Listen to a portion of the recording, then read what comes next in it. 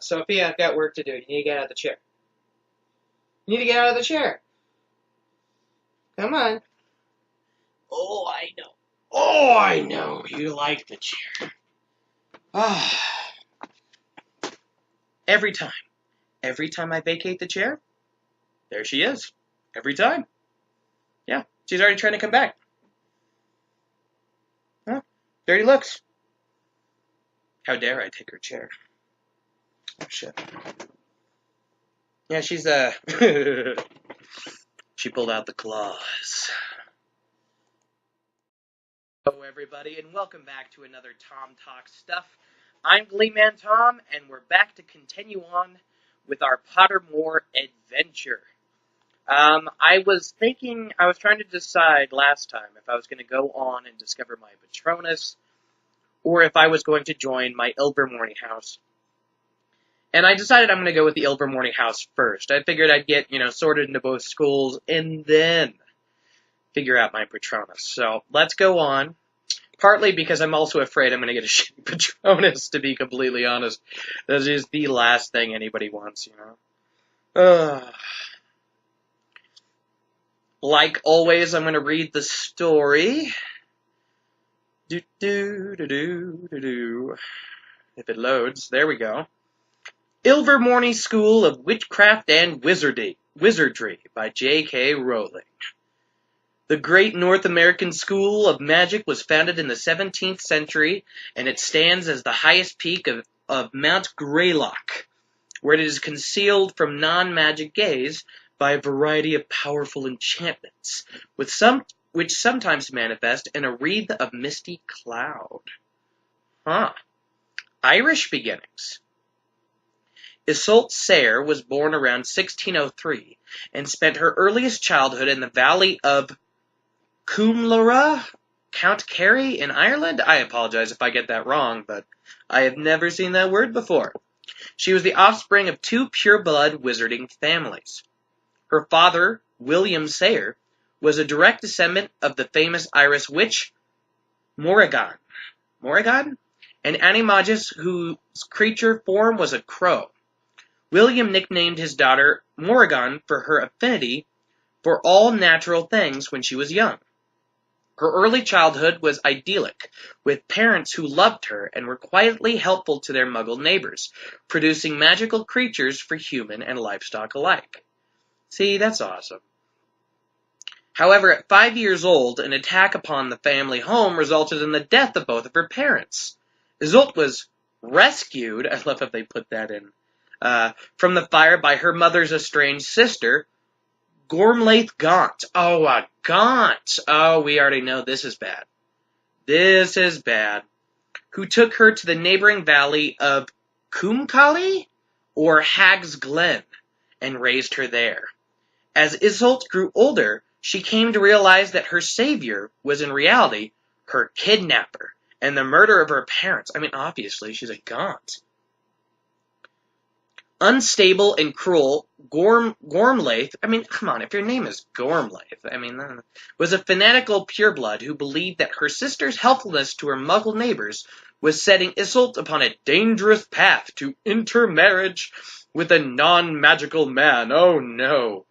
Only by stealing the child, Gormlaith believed that their daughter be brought back to the right way. God damn.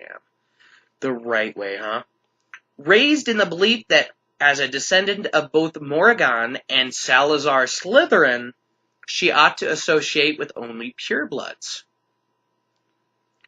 Gormlaith set herself to be the model she thought, it keeps going over when I'm reading, the model she thought Iseult needed by forcing the child to watch as she cursed and jinxed any Muggle or animal that strayed too near their cottage. That is nasty. Wow, it's kind of amazing this girl didn't end up messed up. The community soon learned to avoid the place where Gormlaith lived, and from then on, the only contact Iseult had with the villagers she had once been friends with was when local boys threw stones at her as she played in the garden. Oh, wow. Gormlaith refused to allow Iseult to take up her place at Hogwarts when the letter arrived, on the basis that Iseult would learn more at home that a dangerously egalitarian establishment full of mudbloods. However, Gormlaith herself had attended Hogwarts and told Isolde a great deal about the school. In the main, she did this to denigrate the place, lamenting that Salazar Slytherin's plans for the purity of wizard kind had not been fulfilled. To her niece, isolated and mistreated by an aunt she believed to be at least half insane, Hogwarts sounded like a kind of paradise, and she spent much of her teens fantasizing about it, of course. I mean, how many of us are still fantasizing about her letter arriving, you know? For 12 years, Gormlaith enforced Isolde's cooperation and isolation through powerful dark magic. At last, the young woman developed sufficient skill and courage to escape by stealing her aunt's wand, for she had never been permitted her own. The only other object that Isolde took with her was a gold brooch in the shape of a Gordian knot that had once belonged to her mother. Isolde then fled the country. Scared of Gormlaith's retribution and her prodigious tracking powers, Isolde moved first to England, but before long, Gormlaith was on her trail. Determined to hide in such a way that her adoptive mother would never find her, Isolde cut off her hair, masquerading as a muggle boy called Elias Story. She set sail for the New World on the Mayflower in 1620. That's kind of cool. I have family that said that we have descendants on the Mayflower too, so I wonder if we met up. Isolde arrived in America among the earliest Muggle settlers. Muggles are known as no-mages in the American wizarding community, from no magic. On arrival, she vanished into the surrounding mountains, leaving her erstwhile shipmates to suppose that Elias Story had died of the harsh winter, like so many others. Isolde left the new colony partly because she remained afraid that Gormlaith would track her even to a new continent, but also because her journey aboard the Mayflower had led her to deduce that a witch was unlikely to find many friends among the Puritans. Yeah, that probably makes sense. Isolde was now quite alone in a harsh foreign country, and as far as she knew, the only witch for hundreds, if not thousands of miles. Her partial education by Gormlaith had not included information about Native American wizards. However, after several weeks alone in the mountains, she met two magical creatures, of whose existence she had hitherto been ignorant. The Hide-Behind is a nocturnal forest-dwelling specter that preys on humanoid creatures. As the name suggests, it can contort itself to hide behind almost any object, concealing itself perfectly from hunters and victims alike. Its existence has been suspected by no-mages, but they are no match for its powers. Only a witch or a wizard is likely to survive an attack by a hide-behind. The Pugwudgie is also Native American, a short, gray-faced, large-eared creature distantly related to the European goblin. Fiercely independent, tricky, and not over-fond of humankind, whether magical or mundane. It possesses its own powerful magic. Pugwudgies hunt with deadly, poisonous arrows and enjoy playing tricks on humans. The two creatures had met in the forest, and the Hide-Behind, which was of unusual size and strength, had not only succeeded in capturing the Pugwudgie, which was young and inexperienced, but had also been on the point of disemboweling him when Isolde cast the curse that made it flee. Unaware that the Pugwudgie, too, was exceptionally dangerous to human, Isolde picked him up and carried him to her makeshift shelter and nursed him back to health. Well, that's nice. No one wants to be disemboweled. The Pugwudgie now declared himself bound to serve her until he had an opportunity to repay his debt. He considered it a great humiliation to be indebted to a young witch foolish enough to wander around in a strange country, where Pugwudgies or hide-behinds might have attacked her at any moment, and her days were now filled with Pugwudgie's grumblings as he trudged along at her heels. In spite of Pugwudgie's ingratitude, Isolde found him amusing, and was glad of his company. Over time, a friendship developed between them, and that was almost unique in the history of their respective species. Faithful to the taboos of his people, the Pukwudgie refused to tell her his individual name, so she dubbed him William, after her father. The Horned Serpent. This is going to be a really long read, isn't it? Look how far down this goes. William began to introduce Isolde to the magical creatures with which he was familiar. They took trips together to observe the frog-headed Hodgas hunting. The frog-headed Hodgas hunting. They fought a dragoness Snallygaster and watched newborn Wampas kittens playing at the dawn. Most fascinating of all to Isolde was the great horned river serpent with a jewel set into its forehead, which lived in a nearby creek. Even her Pukwudgie guide was terrified of the beast, but to his astonishment, the horned serpent seemed to like Isolde. Even more alarming to William was the fact that she claimed to understand what the horned serpent was saying to her. Of course, if she's a descendant of Salazar Slytherin, she's probably got Parseltongue. Isolde learned not to talk to William about her strange sense of kinship with the serpent, nor of the fact that it seemed to tell her things. She took to visiting the creek alone, and never told the Pukwudgie where she had been. The serpent's message never varied. Until I am part of your family is doomed. Interesting. Isolde had no family, unless you count Gormlath back in Ireland. She could not understand the horned serpent's cryptic words, or even decide whether she was imagining the voice in which he seemed to speak to her. Alright, moving on. Webster and Chadwick Boot.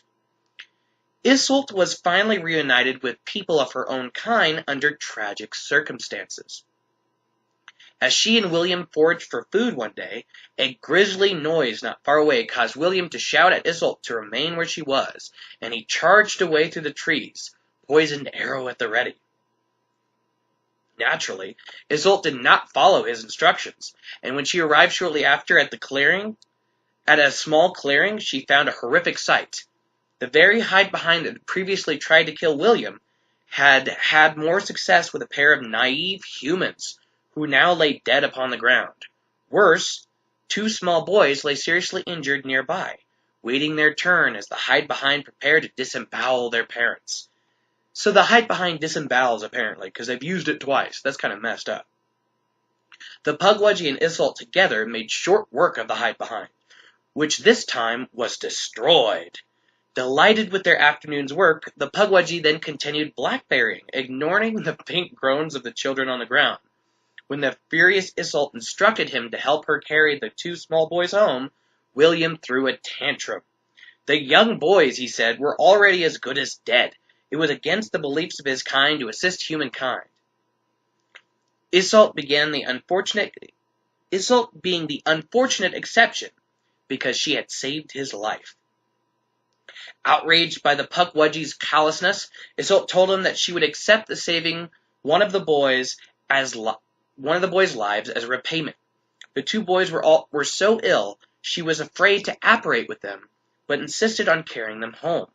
Grudgingly, the Pukwudgie consented to carrying the older boy, whose name was Chadwick, while Isolde carried the young Webster back to the shelter. Once there, the furious Isolde told William that she had no further need of him. The Pukwudgie glared at her, and then vanished. If he glared at her and vanished, maybe he didn't want to leave at all. Isolde had sacrificed her only friends for the 2 small boys, who might not survive. Fortunately, however, they did so, and to her astonishment and delight, she realized that they were magical. Chadwick and Webster's wizarding parents had brought them to America in search of a fascinating adventure. This has ended in tragedy when the family had wandered into the woods and encountered the hide-behind. Unfamiliar with the creature, taking it for a common or garden boggart, Mr. Boot had attempted to ridicule it, with the awful consequence that Isolde and William had witnessed. The boys were so seriously ill for the first couple of weeks that Iseult did not dare leave them. It troubled her that in her haste to save the children, she had not been able to give the parents' bodies a decent burial. And when at last Chadwick and Webster seemed well enough to leave alone for a few hours, she returned to the forest with the intention of creating graves that the boys might one day visit. To her surprise, when she arrived at the clearing, she found a young man by the name of James Stewart. He too was from the Plymouth settlement. Having missed the family he had been befriended on his journey to America, he had gone into the forest to search for them. As Iseult watched, James finished making the graves he had dug by hand, and then picked up 2 broken wands that had been lain beside the boot parents. Frowning, he examined the sparking core of dragon heartstring that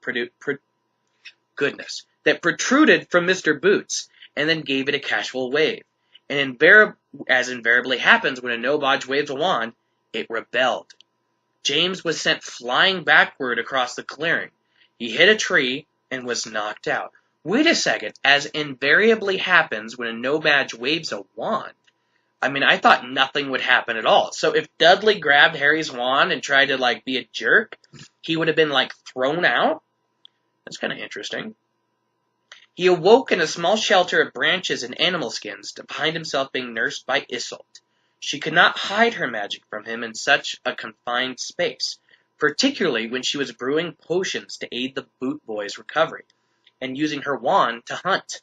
Iseult intended to obliviate James once he was over his concussion and to send him back to the colony at Plymouth.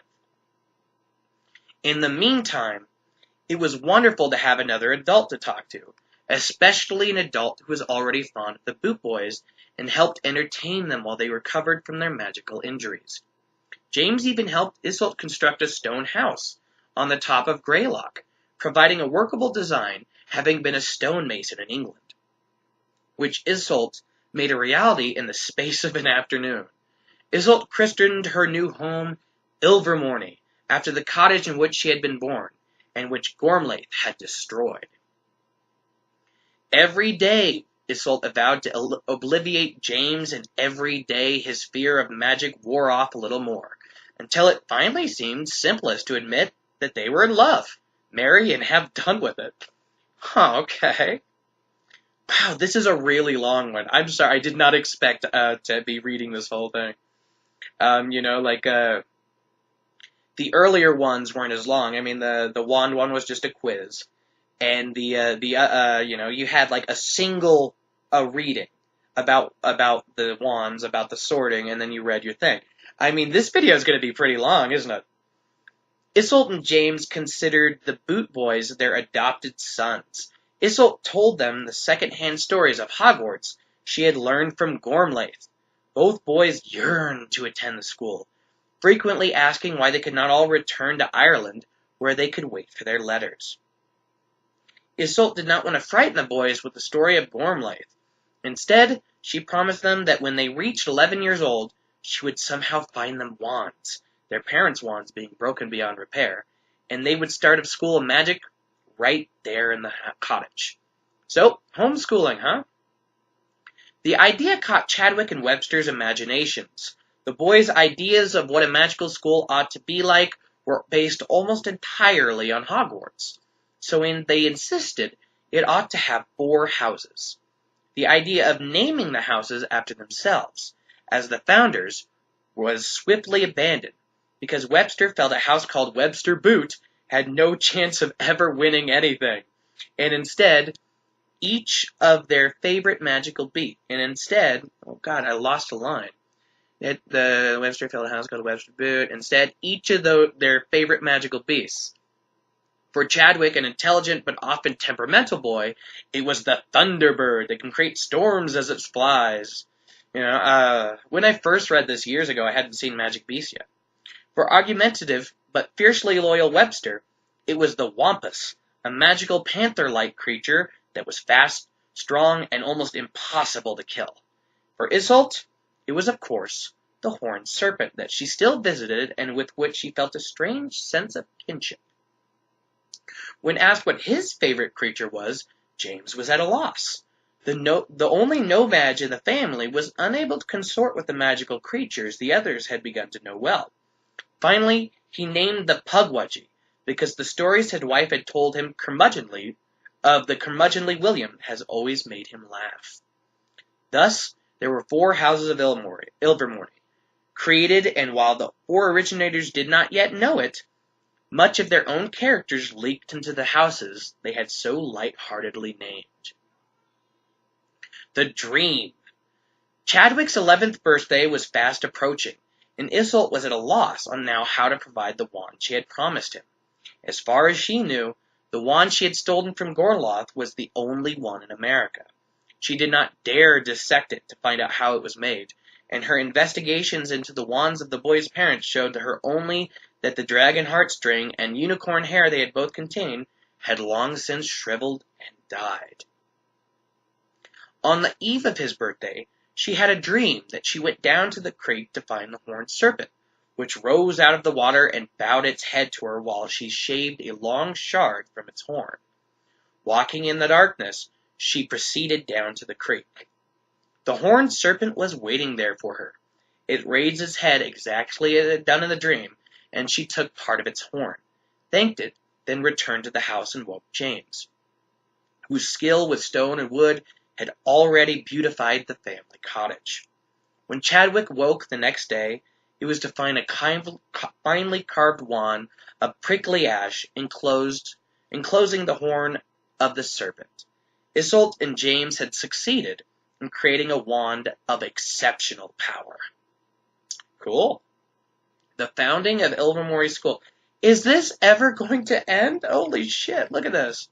Do. I mean, with the first ones, I just read it, because they weren't super long. I did not expect this. But, I'm not a quitter. Oh, no. Yeah, there we go. The founding of Ilvermorny School. By the time Webster turned 11, the reputation of the family's little home school had spread. 2 more magical boys from the Wampanoag tribe had been joined by a mother and 2 daughters from the... I'm just not going to do it. I'm sorry, I'm not. All interested in learning the technique of wand work in exchange for sharing their own magical learning. All were provided with wand of Iseult and James' making. Some protected instinct told Iseult to save the horned serpent cores only for her 2 adoptive sons, and she and James learned to use a variety of other cores, including Wampus hair, Snallygaster heartstring, and Jackalope antlers. Ooh. By 1634, the homeschool had grown beyond Iseult's family's wildest dreams. The house expanded with every passing year. More students arrived, and while the school was still small, there were enough children to fulfill Webster's dream of inter-house competitions.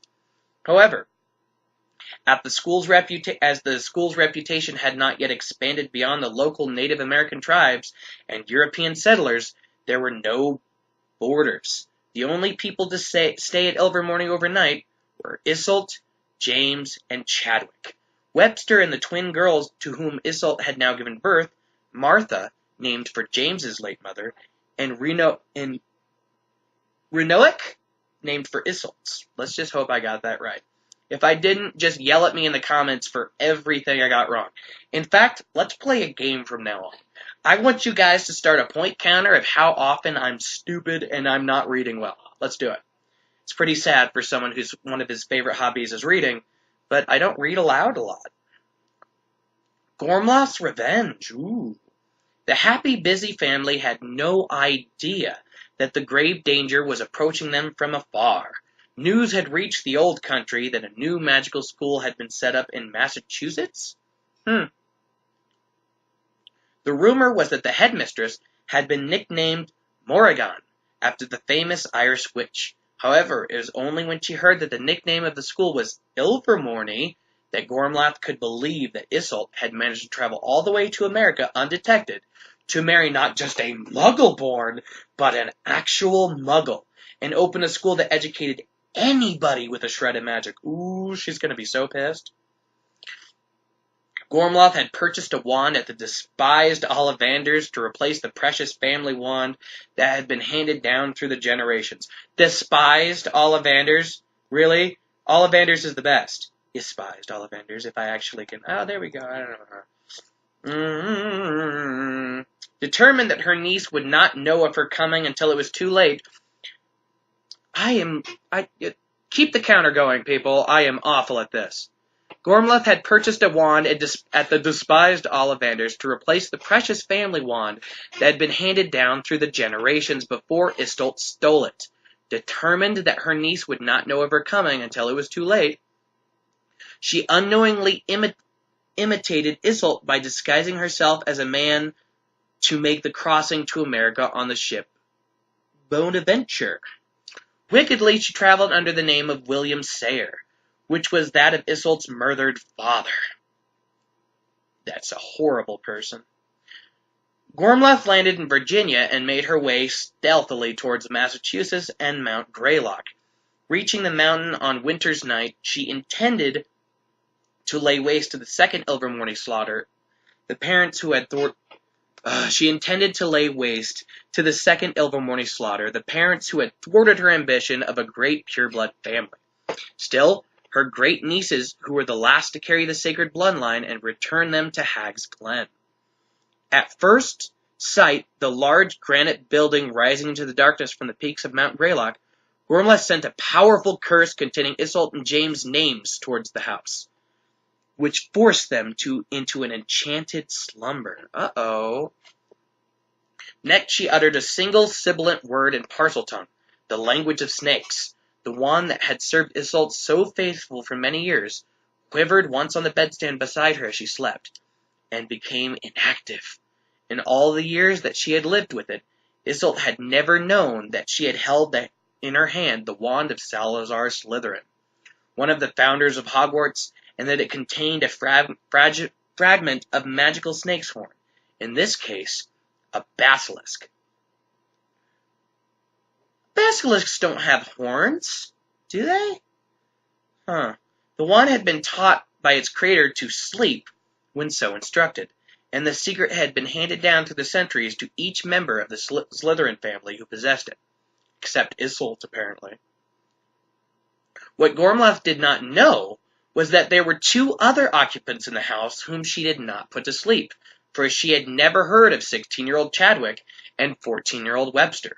The other thing she did not know was that what lay at the hearts of their wands, the horn of the river serpent.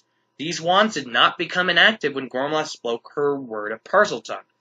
On the contrary, their magical cords vibrated to the sound of the ancient language, and sensing dangers to their masters, began to emit low musical note, exactly the horned serpent's sound of danger. You know, that's really kind of cool. I mean, I am absolutely not a fan of snakes. I am extremely terrified of them. They're the most terrifying thing on the planet. But that's really cool. That's actually, yeah. Both boot boys woke up and leapt out of bed. Chadwick looked instinctively through the window. Creeping through the trees toward the house was the silhouette of Gormlath Gaunt. Like all children, Chadwick had heard and understood more than his adoptive parents had ever imagined. They might have thought that they had shielded him from any knowledge of the murderous Gormlath, but they were wrong. As a small boy, Chadwick had overheard Isolt discussing her reasons for escaping Ireland, and little though she and James realized it, Chadwick's dreams had been haunted by the figure of an old witch creeping through the trees towards Ilvermorny. Now he saw his nightmare made true. That is kind of creepy. Telling Webster to warn their parents, Chadwick sprinted downstairs and did the only thing that seemed to make sense to him. He ran out of the house to meet Gormlath and prevented her to entering the place where his family slept. Because he's a good son, and his adoptive mother was great to him. Gormlath, you need to learn a thing or two. Gormlath was not expecting to meet a teenage wizard, and she underestimated him at first. Chadwick parried her curse expertly, and they began to duel.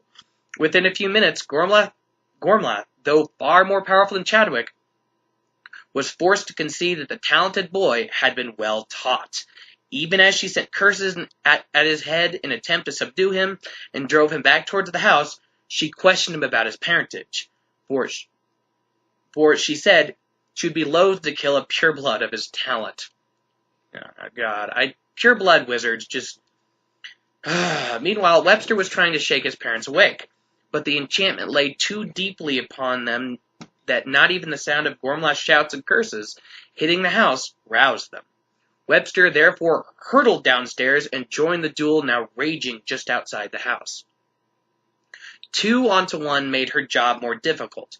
Moreover, the twin cores of Boot Boy's wands, when used together against a common enemy, increased their power tenfold. Oh, cool! Twin cores from brothers? Okay, that's really cool. That's really cool. That's even more cool than the Voldemort and Harry twin cores, if you ask me. Increase their power tenfold. I mean, that's so cool. Even so, Gormlath's magic was strong and dark enough to match them. Now the duel reached extraordinary proportion. Gormlath still laughing and promising them mercy if they could prove their pureblood credentials, Chadwick and Webster determined to stop her reaching their family. The brothers were driven back inside Ilvermorny. Walls cracked and the windows shattered, but still Isolde and James slept, until the baby girls upstairs woke and screamed in fear. It was this that pierced the enchantment lying over Isolde and James. Rage and magic could not wake them up, but the terrified screams of their daughters broke the curse Gormlath had laid upon them, which, like Gormlath herself, took no account of the power of love, because apparently most of Salazar Slytherin's relatives don't understand love. Isolde screamed at James to go to the girls. She ran to assist her adoptive sons, Slytherin's wand in her hand. Only when she raised it to her attack, her hated aunt, did she realize that for all the good it would do... Oh my God, I can't read. Another point for how stupid I am. The sleeping wand might as well have been a stick she had found in the ground. Gloating, Gormlath drove Isolde, Chadwick, and Webster backwards up the stairs, towards the place where she could hear her great niece's crying. Finally, she managed to blast open the doors to the bedroom where James stood ready to die in front of the cribs of his daughters. Sure that all was lost, Isolde cried out, hardly knowing what she said, for her murdered father. Oh, she's crying out for her dad. Oh, she's crying out for William! A great clatter sounded, and the moonlight was blocked from the room as William the Pugwudgie appeared on the windowsill. Before Gormlath knew what had happened, a poison-tipped arrow had pierced her through the heart. Oh, Pugwudgie William is awesome. She let out an unearthly scream that was heard for miles around. The old witch had indulged in all manners of dark magic in an attempt to make herself invisible, and these curses now reacted with Pugwudgie's venom, causing her to become a solid as brittle as coal, before shattering into 1,000 pieces. The Ollivander wand fell to the ground and burst. All that was left of Gormlath Gaunt was a pile of smoking dust and a broken skid and charred dragon heartstring. That was cool. I mean, I was reading this just to get, to go through it so I could learn it, go through the whole adventure with everybody. But I got really excited in that moment. William had saved the family's lives. In exchange for their gratitude, he merely barked that he noticed Isolde had not bothered to say his name for a decade, and that he was offended that she only called him in fear of her imminent death. He missed her, I knew it! Isolde was too tactful to point out that she had been calling on a different William. James was delighted to meet the Pugwudgie of whom he had heard so much about. Forgetting that Pugwudgies hate most humans, he wrung the perplexed William's hand and said how glad he was he had named one of the houses of Ilvermorny after him. It is widely believed that it was a piece of flattery. It was widely believed that it was this piece of flattery that softened William's heart, because he moved his family of Pugwudgies into the house the next day, and complaining constantly as usual, helped them to repair the damage the Gormlath had wrecked. He then announced the wizards were too dim to protect themselves, and negotiated a hefty retainer in gold for acting as the school's private security and maintenance force. Oh, that is hilarious. Maintenance service. That was great. I'm not gonna lie. William's just a, he's a big softy with a grumpy side.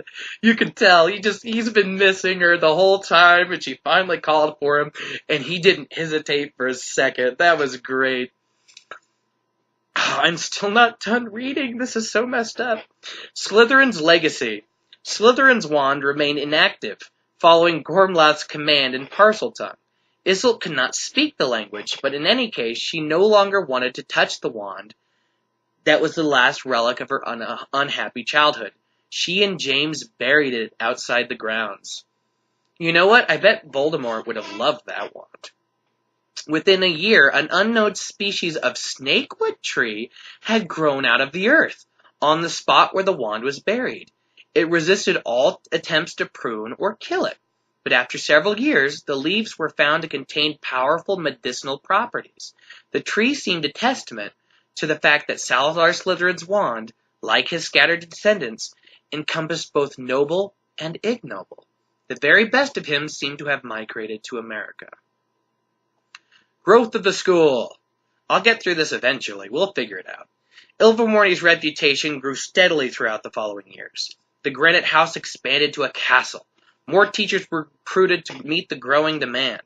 Now witch and wizard children from all over North America were being sent there, and it became a boarding school. By the 19th century, Ilvermorny had gained international reputation it enjoys today. For many years, Iseult and James remained joint headmaster and headmistress, as beloved to many generations of students, as members of their own families. Chadwick became an accomplished and well-traveled wizard who authored Chadwick's Charms Volumes 1 through 7, which are standard texts at Ilvermorny. He married a Mexican healer called Josephina Cauldron, and the Cauldron Boot family remains one of the Wizard America's most notable today. Most prominent today. Why did I say notable when it says prominent? That's so weird. Prior to the creation of the MACUSA, the Magical Congress of the United States of America, the New World was short of wizarding law enforcement. Webster Boot became what would be known as an Auror for hire. Cool. While reparating a particularly nasty dark wizard to London. Webster met and fell in love with a young Scottish witch who was working in at the Ministry of Magic. Thus did the Boot family return to its home country. Webster's descendants would be educated at Hogwarts. Well, that kind of seems messed up. I mean, Hogwarts is the best, obviously, but, I mean, if you were part of the original school. Martha, the elder of James and Iseult's twins, was a squib. Deeply loved, though, Martha was by her parents and adopted brothers. It was painful for her to grow up at Ilvermorny when she was unable to perform magic. She eventually married the non-magical brother of a friend from the from the tribe, and lived henceforth as a nomage. Renoic, the youngest of James and Iseult's daughters, taught defense against the dark arts at Ilvermorny for many years.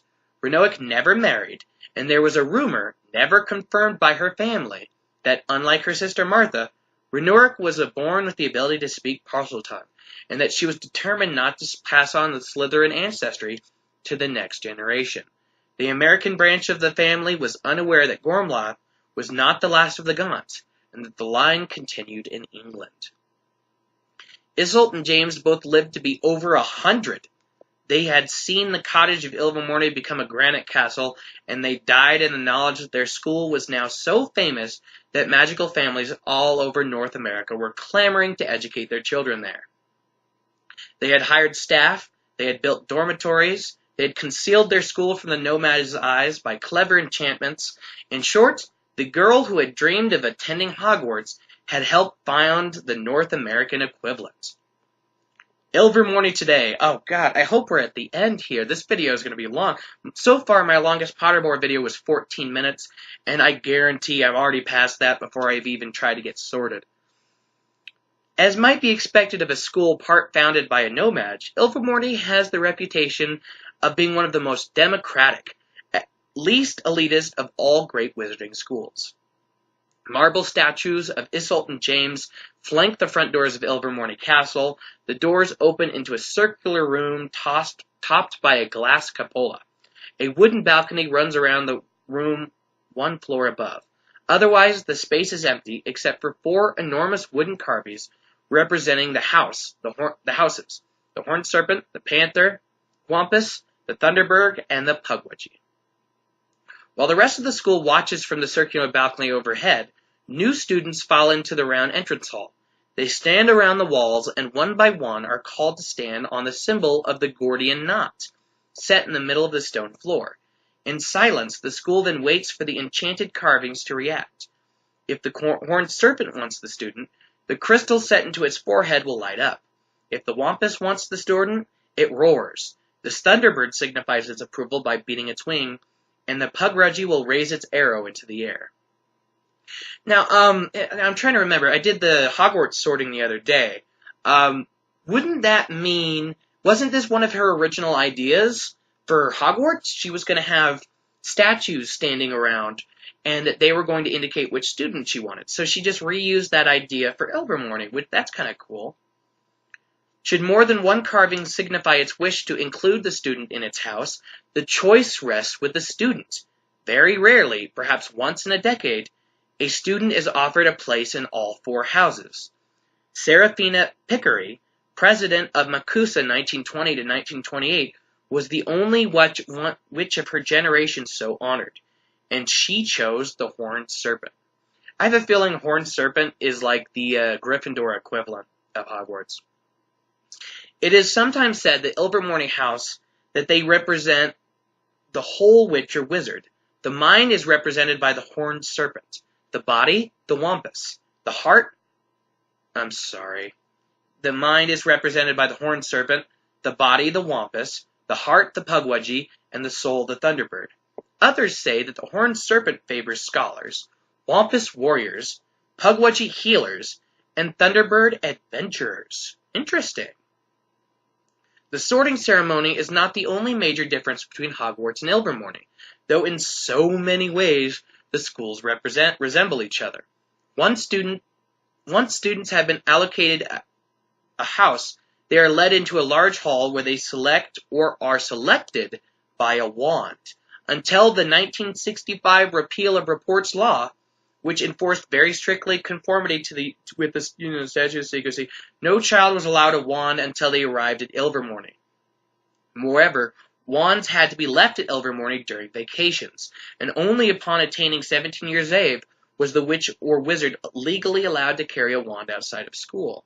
So what would happen if, like, a Harry situation happened and Dementors came into attack? Would they just die? Kind of messed up. Well, I mean, I guess they can use magic without wands. The wand is just the focal, right? But still, I mean, that puts them in a lot of danger outside school. The robes of Ilvermorny are blue and cranberry. That's kind of cool. The colors honor Iseult and James. Blue, because it was Iseult's favorite color, and because she had wished to be in Ravenclaw House as a child. Cranberry, in honor of James' love of cranberry pie. All Ilvermorny students' robes are fastened by a golden Gordian knot, in memory of the brooch Iseult found on the ruins of the original Ilvermorny cottage. A number of pugwudgies continue to work at the school into present day, all grumbling, all of them insisting that they have no wish to remain there, and yet all of them mysteriously present year after year. There is one particularly aged creature who answers to the name of William. He laughs at the idea that he is the original William who saved Iseult and James' lives, rightly pointing out that the first William would be over 300 years old had he survived. However, nobody has ever found out exactly how long pugwudgies live. William refuses to let anyone else polish the marble statue of Iseult at the entrance of the school, and on the anniversary of her death every year, he may be seen laying mayflowers on her tomb, something that puts him in a particularly bad temper if anyone is tactless enough to mention. You know what? That was extremely fun to read. It took absolutely forever, but it was extremely fun to read. Wow. Oh, man. Jeez. Okay, where's the...